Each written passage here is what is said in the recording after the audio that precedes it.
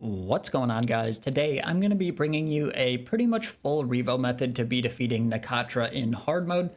This method is definitely fairly difficult to accomplish, but I think with enough practice and determination, you should be able to get this done pretty consistently.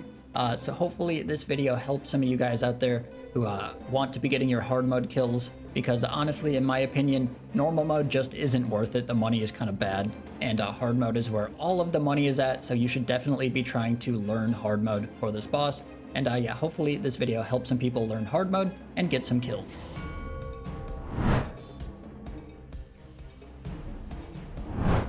So starting off with the preset for this method, you can see there are a bunch of things that are highlighted in green here, and pretty much all of these are adrenaline items.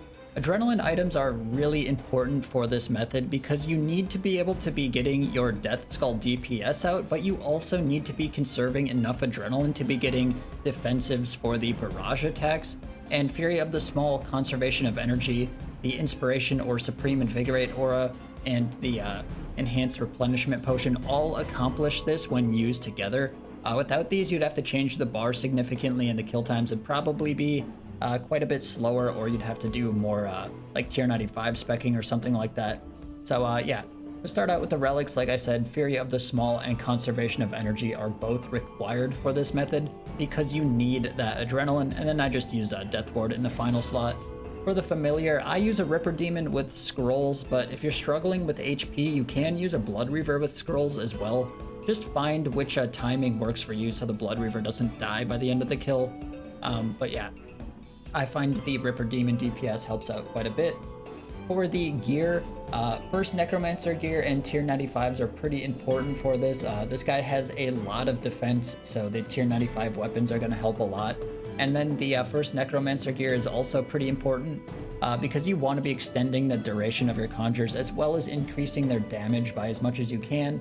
So I would pretty much only use those items, or at least 4 pieces of the first Necromancer gear. The ring, you could use the Zorgoth's ring, or you could use the Occultist ring. I think the Occultist is a little bit better, but Zorgoth's might actually be better. It's pretty hard to tell, they're pretty similar. You also are probably going to need a Zuck Cape and an EOF just for the extra accuracy, and then obviously the Death Skull DPS. For the book, you could use any book you want, really. The new book might be alright for you, but the full book is the best if you can take the amount of damage. And then for the inventory, it's a pretty standard inventory, just like an overload, some prayer potions, and then we have that enhanced replenishment potion.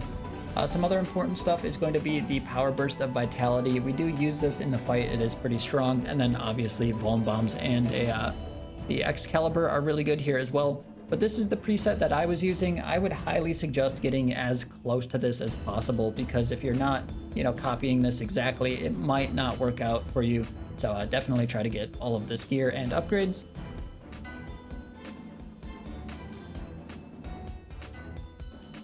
Alright guys, so once you get to Nakatra, there are a few important things I want to talk about here before we start. The first one is going to be the Nakatra Shockwave Step video that I made. I would highly suggest going and checking that out, because I'm not going to be going over that so much in this video. I already have a video on it, so no point in repeating myself. Definitely go check that video out though if you want to know how to do the Shockwave Step. It is the most dangerous mechanic in the entire fight. So definitely go check that out and master that mechanic, because once you master that mechanic, you should be able to get fairly consistent kills. I will leave a link to that in the description, as well as putting a card at the end of the video. One other important thing to note is have easy access to the dive ability. Just make it so it's like on a mouse button or something like that. Like if you have 2 buttons on the side of your mouse, make one of them your bladed dive, so you can very easily like move your mouse and then just bladed dive real quick. It definitely makes this boss quite a bit easier. And then the final thing here is you can see the action bar I'm using is on screen here. I would highly suggest using this bar with the Inspiration or Supreme Invigorate auras. We need the extra adrenaline from these auras to make this more consistent, or at least make getting Devotion more consistent. I found if you're using something like the Equilibrium aura, you're pretty much relying on a Impatient proc or Relentless, and that's just not consistent enough. So definitely be using the Inspiration aura. It helps out a lot for this method. Alright, so once you're ready to start the Nakatra fight, we pretty much just turn on our prayers, start with Pray Magic, because she always hits with magic first, and then we just conjure all, Life Transfer and Excalibur, use the Ghost ability, and then we use Invoke Death and Surge in, attack Nakatra and throw a Vol Bomb, and then we just Revo out for a little bit while we build up to our Living Death. So you can see we got our Living Death here, then we just use our Adrenaline Potion, and then we build up to our Devotion here. So we Devotion here, and then we pretty much just Revo out for a little bit. Continue to use our Skulls. Dodge this. Make sure you're praying the right thing.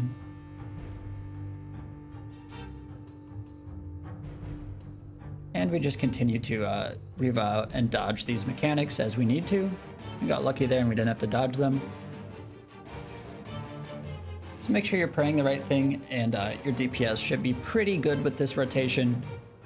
You can see we got to prepare for death here, so we're going to reflect that. You can reflect resonance and then heal with that resonance, or you can just tank it all with reflect. It doesn't really matter too much what you use. Make sure you reapply your Vol Bomb here, and then just continue to dodge these squares as needed. And we just continue to, pray the right thing and DPS. Shouldn't be too bad once you get the hang of it. And then you can see we got these scarabs. So for the scarabs, I like to just let this one heal. You can stun it, but it's kind of just extra effort for minimal extra gain. And then I like to just use a Vitality Potion for the explosion on the second scarab. You can stun that one as well, but again, it's not really that big of a deal, all things considered. So we just continue to DPS here. We just use our Devotion here. And then we continue to just Revo out here for a while until we get to the beasts. So you can see this Death Skulls should be able to get us to the beast pretty easy. We just cast Invoke Death here, turn on Soul Split, and then we can Vol Bomb the beast as well. And we should be able to kill this one pretty easily before it gets healed. You can see we just kill this one pretty easily here. And then we move over to the next one. We use Invoke Death again on it, Invuln it again, and then it gets healed, and we should be able to kill this one before it gets healed pretty easily as well. If you need to, you can manually cast your Volley of Souls here like that, just to be making sure it dies if you have like 5 stacks, like I did. Otherwise, just kind of do whatever. Make sure you're drinking prayer pots. You can see we kill it, target Nakatra, and then you can just DPS here for a little bit, or just get your reconjures off like that. Then you put on Protect Melee, and we use Threads of Fate for this thing, and we should be able to Threads of Fate, Sap, and then Volley here and kill them all. And we got the Obelisk and the Sun, so we're just going to step on the one we didn't get. You can see we didn't get the Hourglass, run over to the Hourglass, and then just start attacking Nakatra. Make sure to Vuln her here, and then we just get ready to do the Shockwave Step. So you can see we're about to Living Death, so we're going to Living Death, we're going to A-Pot there, just to be getting our skulls out. And now we just get ready to Shockwave Step. So you can see we Shockwave Step, and we Shockwave Step again. And then we get ready to use our Devotion here, so Devo here. And then we just continue to DPS and dodge these things. So we dodge 3 of these. You can manually cast your Volley of Souls here if you want. Just make sure you're dodging these mechanics, more important than DPSing. And as you can see, we are going to get a 2 cycle here.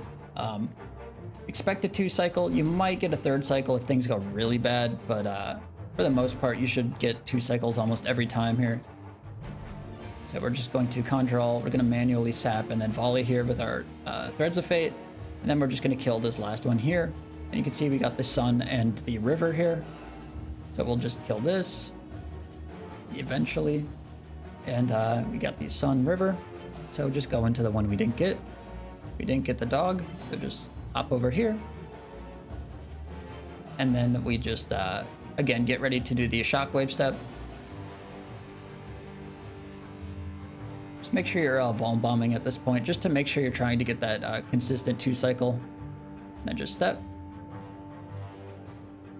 Step. Now get ready to devotion here. So we devo here, and we should be able to kill it pretty easily in about that time frame. You might have to go through the entire phase again, depending on how your DPS goes out. But as you can see, that was a 506. Definitely not the fastest kill in the world, but considering it's pretty much full revolution, it's not too bad in my opinion, and this should definitely be doable by I think most people once they get the hang of it. So hopefully that helps some people get their Nakatra hard modes done. Because like I said, this dungeon is definitely not worth doing in normal mode with the prices of the wands like it is.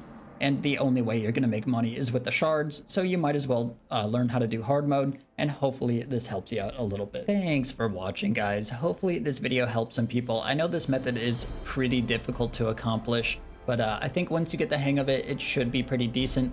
So if you guys made it this far in the video, definitely drop a like on it. It does help promote the channel quite a bit. And as always, guys, thanks for watching. I will see you in the next one.